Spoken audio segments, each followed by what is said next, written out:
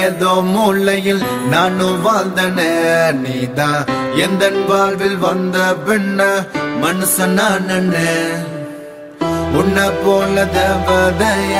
வாழ்வில் கிடைச்சதும் நானும் ஊருக்குள்ள ரொம்ப பெருசா என்ன நினைச்சனே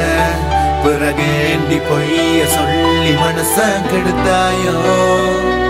எது வேண்டி இன்னொருத்தன் கிட்ட சென்றாயோ